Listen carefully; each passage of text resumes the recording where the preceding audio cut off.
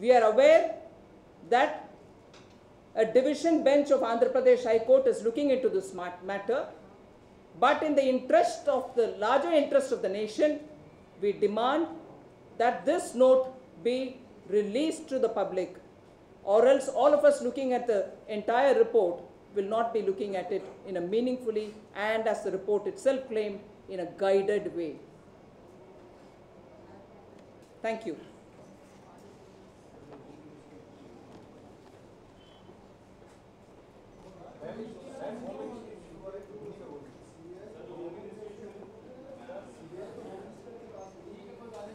हाँ, नहीं, सीएमओ के डायरेक्ट अंडर में आते हैं सीबीआई, मालूम है जी, मगर 26/11 के बाद हमारे क्या हुआ, नेशनल इन्वेस्टिगेशन एजेंसी अपॉइंट करने के समय तर्क क्या था कि इन्वेस्टिगेशन एजेंसीज और इंटेलिजेंस इंफॉर्मेशन इनसे तालमेल ले आने के लिए कोशिश होगा, ऐसे प्रॉमिस किया है कि नहीं। उस संदर्भ में आज सीबीआई जो जाके उधर कहा, उसका जिम्मेदार मैं और पार्टी होम मिनिस्ट्री को ठहराती है, लिंक है उसमें।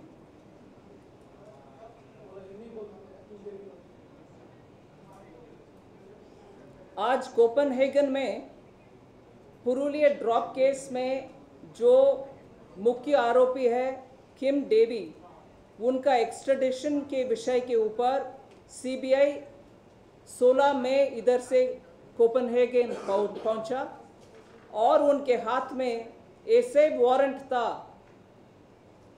जिसका एक्सपायरी जनवरी 3 को ही हो चुका था। वो एक्सपायर्ड वारंट के साथ जाकर के भारत देश का बदनाम होने के कारण हुआ सीबीआई, और उसका अपडेटिंग भी नहीं किया है उधर पहुंचने से पहले, और इसके वजह से हम खाली हाथ आना पड़ रहा। शक है कि सीबीआई इसका इफेक्टिव तरीके से हैंडल कर रही है या कि नहीं। क्या इतना बेसिक मुद्दा कि वारंट एक्सपायर हो गया है, ये आपके हाथ में जानकारी तक नहीं था? उसको अपडेट बिना करते हुए आप कैसे पहुंचे कोपेनहेगन? इसका जिम्मेदार कौन है? भारतीय जनता पार्टी ये मानती है कि 26/11 संगठन के बाद अगर होम मिनिस्टर के प्रयत्न इस डायरेक्शन में थी कि इंटेलिजेंस एजेंसीज और इन्वेस्टिगेटिव एजेंसी के आपस में तालमेल होगी और बेटर प्रोफेशनलिज्म मिलेगा, वो आज तक नहीं मिला है क्या? और कल एक ह्यूमन एरर के वजह से होम मिनिस्टर उनका अपना गलती मानना पड़ा। दूसरे बार आज चाहे सीबीआई डायरेक्टली पीएमओ को रिपोर्ट करना वो अलग बात है, मगर तालमेल के संदर्भ में क्या होम मिनिस्टर से इतना भी इंफॉर्मेशन उनको नहीं हाथ में नहीं है क्या? बार बार ऐसे लैक ऑफ ओवरसाइट की वजह से भारत देश का अपमान हो रही है, ये अच्छा नहीं है।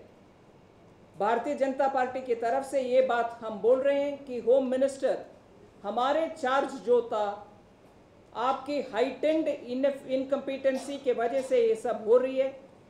होम मिनिस्टर के बात यही है कि नहीं, I am prepared for a discussion और a dialogue on this matter. Dialogue और चर्चा के लिए आप तैयार ना होना चाहिए, अभी आपके काम में आप लगे रहना चाहिए, जो कि अब से ऐसे एम्बैरेसिंग सिचुएशन भारत देश का कभी नहीं होगा। प्लीज आपके काम में फोकस रहिए। इसके पहले जब भी होम मिनिस्टर से संबंधित कोई बात होती थी तो भाजपा उनके इस्तीफे की बात नहीं करती, लंबा समय हो गया, लगातार किया अयोग्य है, क्या उनको इस्तीफा देना चाहिए, उनको हटा देना चाहिए? हम ये पहले बात कर रहे हैं कि पॉलिटिकल डायलॉग के लिए तैयार रहने के लिए कष्ट ना करें। आपके मिनिस्ट्री बेहतर काम करने के लिए जो उम्मीद आपने जताया 26/11 के तुरंत बाद, उस उम्मीद को और उस प्रॉमिस को बरकरार रखने के लिए और उस प्रॉमिस को फुलफिल करने के लिए आपके टाइम ज़रा लगे मिनिस्ट्री को बेहतरी करने के लिए। BJP MLA from Taranagar in Rajasthan, who was also the PWD minister in the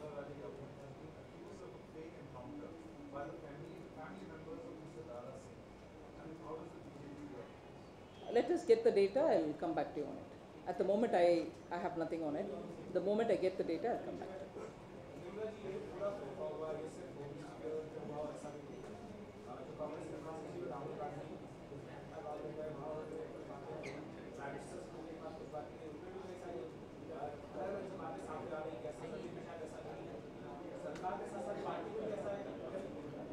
हाँ, वही मैंने शुरुआत में भी कही कि गवर्नेंस डेफिसिट के कारण ड्रिफ्ट एक है, डायरेक्शनलेस ड्रिफ्ट हो रही है, और उसमें कांग्रेस पार्टी खुशी से, संतोष से उस मेस में, उस झंझट में उनके भागीदारी भी है। ऐसे ही मैंने स्टेटमेंट दिया है, उसका प्रिंटेड वर्जन भी आपको आ जाएगा। कांग्रेस पार्टी के डेफिनेटली उसमें इनपुट्स है उस मेस में। Thank you.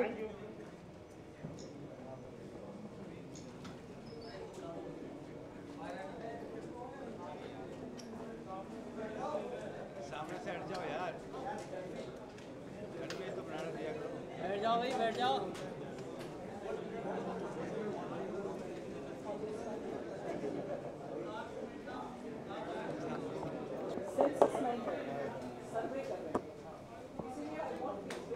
माइक सही कर दे, माइक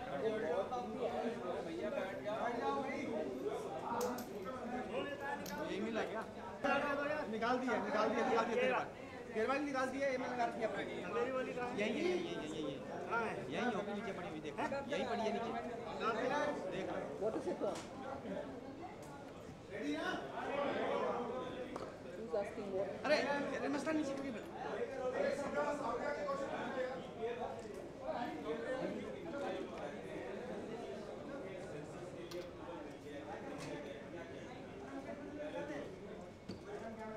बीपीएल के नीचे जितने भी लोग हैं उनके ऊपर आंकड़ा लेने के लिए सर्वे जो होने वाले हैं, कम से कम हमारे मन में सीधा यही प्रश्न उठता है, इस बार इस आंकड़ा, इस सर्वे के बाद यूपीए क्या हमें बोल सकते हैं कि एक ही वॉइस में कि कितना लोग हैं भारत देश में बीपीएल के नीचे?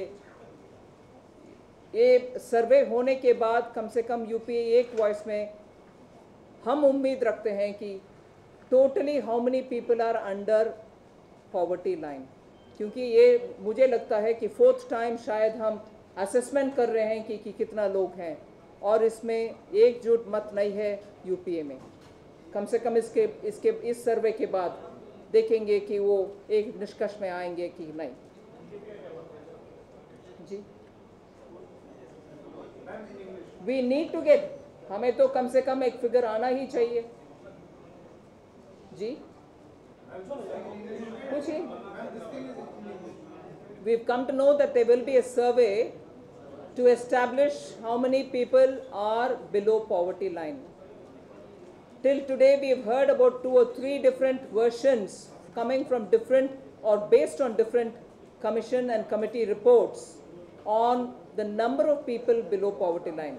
Hopefully, after this survey, the UPA government will be able to tell the nation on one figure that they agree on as to how many really are the people in India below poverty line. Mr. R.K. Dhawan has said that Rahul Gandhi should choose his court very carefully because this was the same mistake made by Mr. Rajiv. That's an advice given by one congressman to another. We have nothing more to add on it.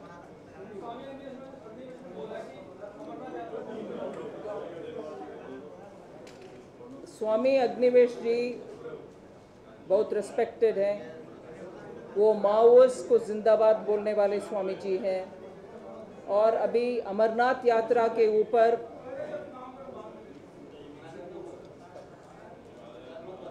धर्म के ऊपर, पंथ के ऊपर खिलवाड़ है, ऐसे कुछ स्टेटमेंट दे रहे हैं।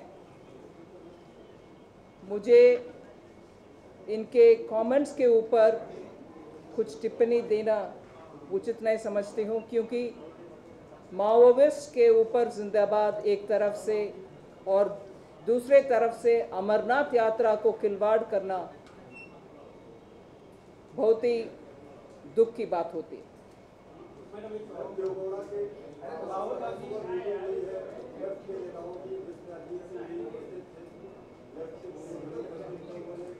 बीजेपी से इसमें मांग की है कि अगर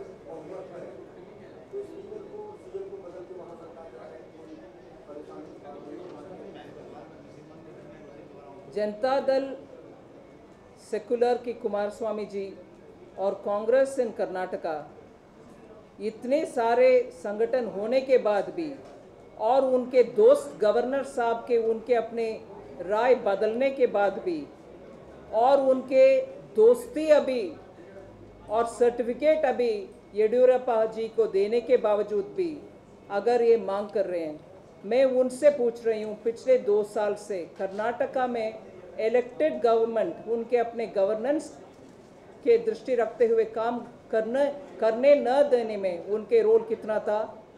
कम से कम अब से कंस्ट्रक्टिव ऑपोजिशन के रोल वो प्ले करेंगे कि नहीं? ये प्रश्न उनसे मैं पहले जवाब मांगना चाह रही थी। उनसे ये इस प्रश्न को जवाब लीजिए, फिर भारतीय जनता पार्टी बोलेगी कौन रहेंगे कौन जाएंगे।